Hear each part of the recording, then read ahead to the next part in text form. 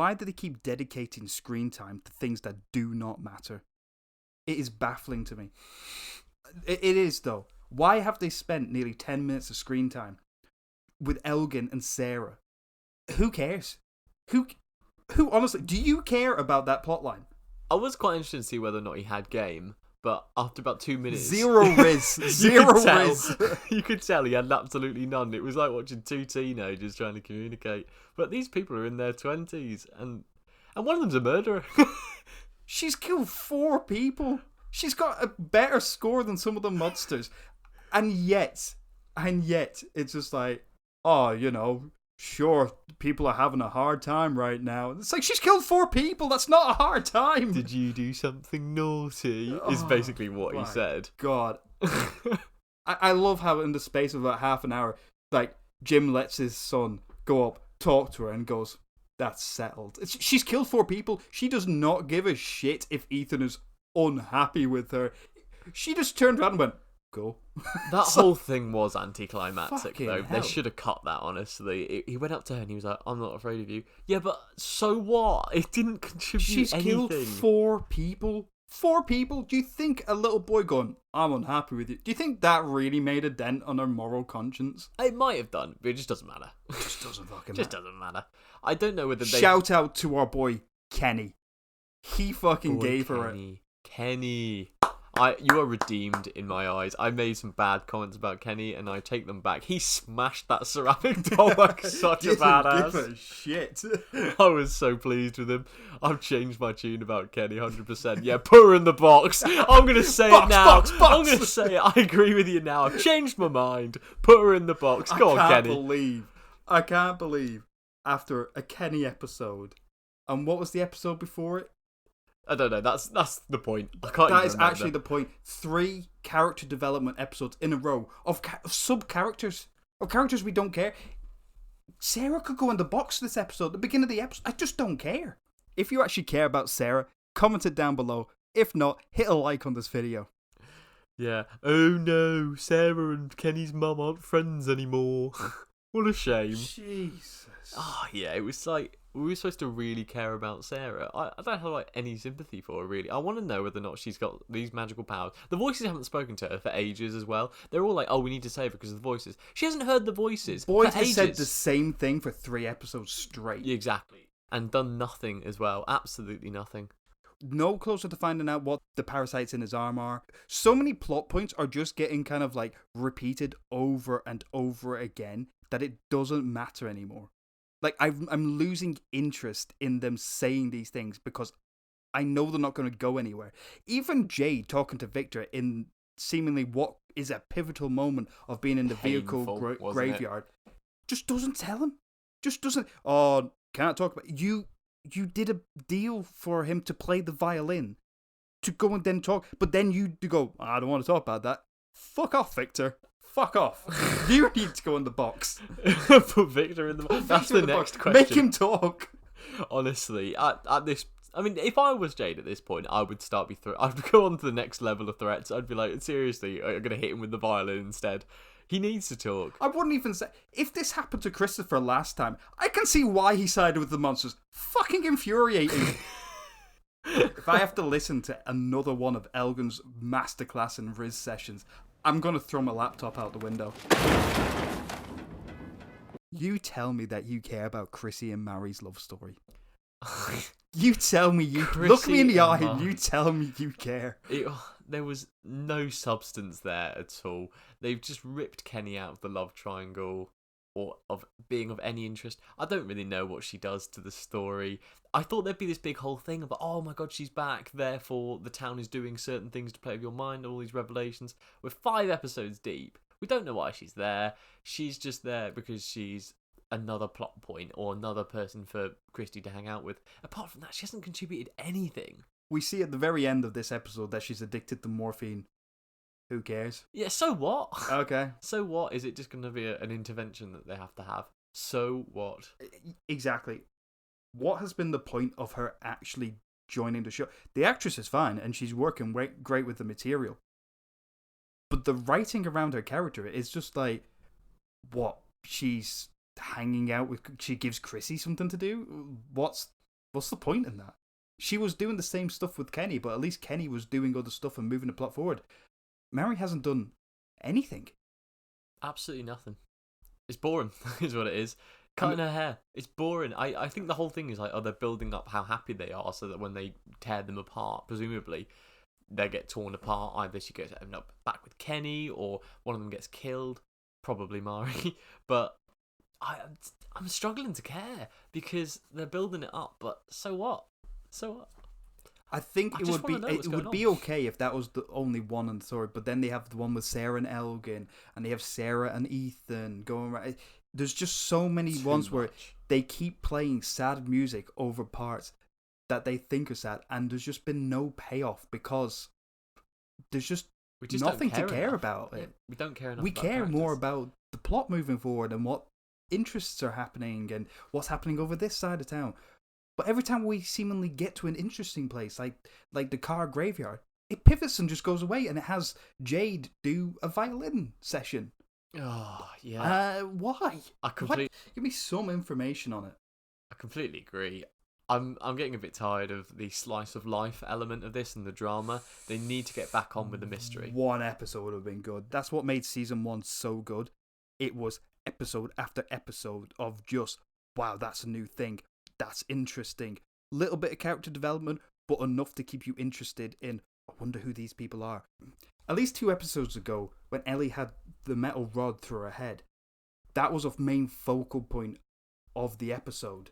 And something you go, wow, that was impactful. That created an emotional scene around everyone.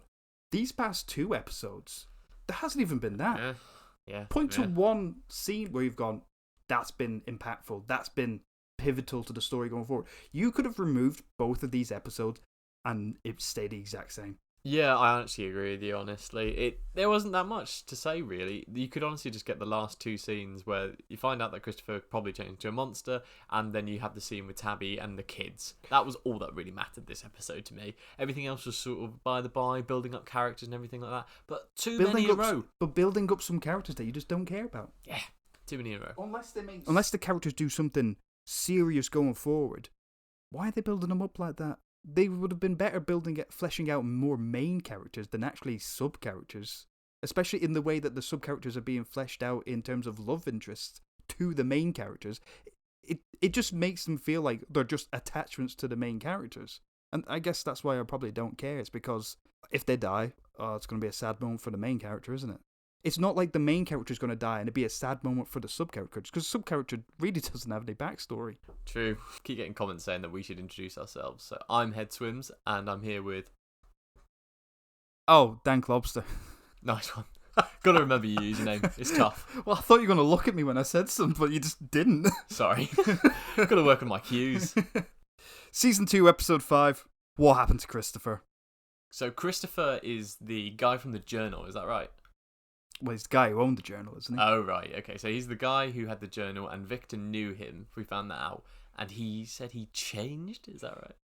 Why are you asking me? I don't know. Jesus Christ, dude. You watched the same episode as me. It's hard to remember. What happened to Christopher? So Christopher's the guy from the journal, the guy who owns the journal, and he's in the Polaroid picture that fell out the journal. So we know that Victor said he changed, and everyone died. And his car's in the vehicle graveyard, which Victor has somehow created. I don't know how he's created it. Was he just picked up the cars and moved them? How did he learn how to drive? Yeah, do you think he can drive? Did he hotwire the cars? I don't think he can drive. Did they run out of petrol? Surely they ran out of petrol. I don't know. He could have mentioned it like a season ago, couldn't he? Like the whole vehicle graveyard thing. What, that he can drive? At one point as well. Yeah. They were looking for batteries, and he had a whole vehicle graveyard. I would have liked to see him what was further into the graveyard as well. What type of cars? Like, are there older cars, like 1920s, or are they all from the 70s? Right, what do you think happened to Christopher? So it seems like he changed, didn't it? He eventually turned into one of the monsters, it seems. They don't explicitly say that, though, do they? They just say, Victor just says that he starts to change, but what does that actually mean? That he changed? Did he become one of them? Did he become like a slave for them? Did he actually change into one of them?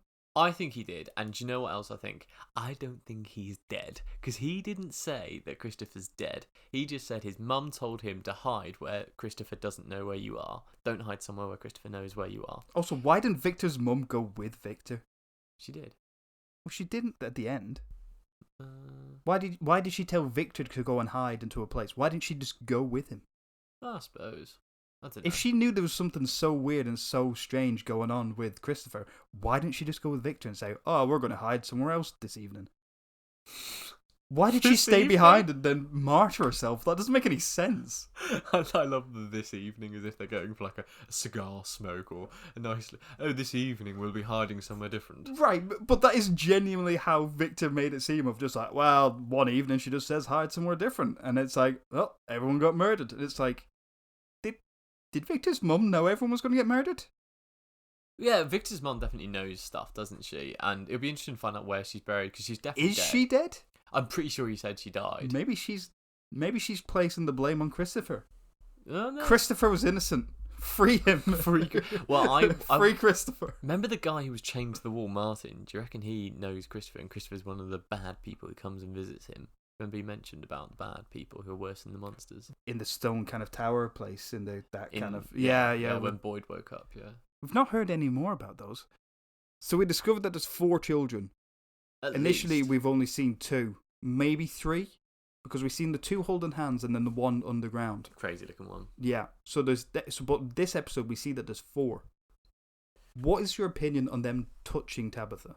There's feral children. It's a big question. There's feral children. They're everywhere. They're in the woods. They're everywhere. Yeah, well, they are in the woods. Yeah. Yeah, it's pretty nuts, isn't it? Everyone's asking where are all the children in the town, because that's the question you've always had: is where are all these children? Why is there only Ethan? Basically, there's like no other kids apart from Megan in the very first episode. Yeah, Megan dies and then Ethan replaces her. So there's only ever one kid at a time. Yeah, it's a real one-child policy, isn't it? The children are dead creepy. They all look burned. So something's going on with the children. They're different to the monsters because they don't look like humans. They don't sort of like, all the monsters are like dressed like the milkman. They're just like all these things. Those children are just creepy looking full time. What the hell's going on? Do you think that they're missing hair and patches of skin and stuff? Do you think it's radiation? Radiation or burning? Yeah, definitely. Their clothes look a bit burned, which could be radiation or it could be an actual fire. Yeah. And if so, radiation, does it mean that the water supply has been poisoned and everyone's just hallucinating? It's a good question. I mean, where is the water supply? Where does it come from? Who knows? So probably... It's like in The Simpsons when the 3-eyed fish is just swimming through the river. What a reference. Yeah, no, I don't know what the children are all about, to be honest, but they are circling around Tabby because she obviously lost a child herself and she's like a mother, isn't she? She's a bit obsessed with children. Do you think they're a bit like Peter Pan, the Lost Children? I don't think they play that many games or fight pirates, but apart from that, there is definitely some... They're looking for a mother. I mean, they're definitely both children, that's for sure. So there's, they're 50% the same. Do you think they're looking for a mother? Yeah, I think they are. They were saying, what was it, like Ankui or something? It sounded... Ankui? Yeah, the closed capture, like subtitles on the video said Ankui, which, looking it up, doesn't seem to give us any real results, but who knows what it means. I think it probably means mother in whatever language they're speaking, because they all came towards her and touching her. It was a bit like mom, sort of thing. Mom, sort of thing. I mean, everyone knows I'm British anyway. I love the change up to the American. Everyone That's knows. for the American viewers right there. Do you know what was actually interesting about the children for real though? Was she put the like puzzle outside the cave where she came out? Which one? How did she find that cave so easily? And it's almost like, do you know when they find the vehicle graveyard and stuff, but no one else seems to find it? It's a bit like Harry Potter in that they kind of find what they're looking for. The town seems to sort of point them in the right direction. Do you remember when Boyd walked out into the forest and he immediately found the cave where he found all the talismans? Yeah. It is like the forest is moving quite literally, like the staircases and the room Victor of requirement. Did point out that the trees are changing. Yeah, I honestly think that they sort of end up where they need to be or where they want to be, like the room of requirement in Harry Potter, if you remember that film. I think it's the 5th or 6th film, but yeah, I think that's definitely happening. And the kids did not come out of the cave; they came out the forest. No one came out the cave. Very strange. Which she obviously thought they were going to come out the cave, didn't she? And then she turned around, and she saw them all coming out the woods instead. So they don't seem to live in the caves. We saw Randall in the bus like a badass, and he was there going, "I'm not scared of you," and all this stuff. And the monsters just got bored and turned away. Do you think that's a big point? I think that actually might be key. I mean, he seemed like he was putting a brave face on it. It seems like he was still a bit scared. But maybe that is a good point where he's just like, no, I don't care. And then the monsters go, okay, guess the fun's over, and they just walk away. Yeah, exactly. You can't get no screamer meter there. Yeah. The minute they walk away, he's actually like, come back here. Don't walk away when I'm talking to you. Yeah. And they walk away, and it's seemingly like, oh, well, that's no fun if he's not going to be scared or something like that, or not going to give us what we want. We're not going to give him what he wants. Yeah, they don't even bother trying to convince him to open the door. They do it first, but as soon as he stops himself from going outside, they kind of go, oh, right, okay. Yeah, he's not a good target, and they just find someone else. Yeah, they scream as they walk away. I don't know if that's a scream of frustration from the monsters as well. Beats me. I mean, they were smiling in a sort of way as if, to say, oh, you think you're so smart. But maybe it's just what they do. They just smile. Did you think he was creating something at the end? He was definitely doing something, wasn't he? Because he's put a chair on top of the roof and he's sat there carving away something made of wood. I wonder if he's trying to make a trap for one of the monsters and he's trying to carve another talisman. I think it is definitely making a trap. He's the sort of guy, he looks like he does hunting or something, because he's got a gun with him and it's like a serious rifle. It looks like a hunting rifle. So I think we'll find out that he's making a trap and he might trap one of the monsters, which would be so sick to see. Oh, especially in the daylight, to see if the daylight hurts them. Yes, we need to know. Please make this happen. Come on, Randall. You were a douchebag in the beginning, but you're so right now. Yeah, absolutely. Keep it going. Push that plot forward. He survived one more night than I thought he would anyway, living in that bus. And now it's time for the comment section. So we're starting off with the top comment from our last video, which is from Elaine Chauvin. If I butchered your name, apologies. I think it would be interesting if they put Sarah in the box and the monsters didn't kill her. What kind of message would that send as well?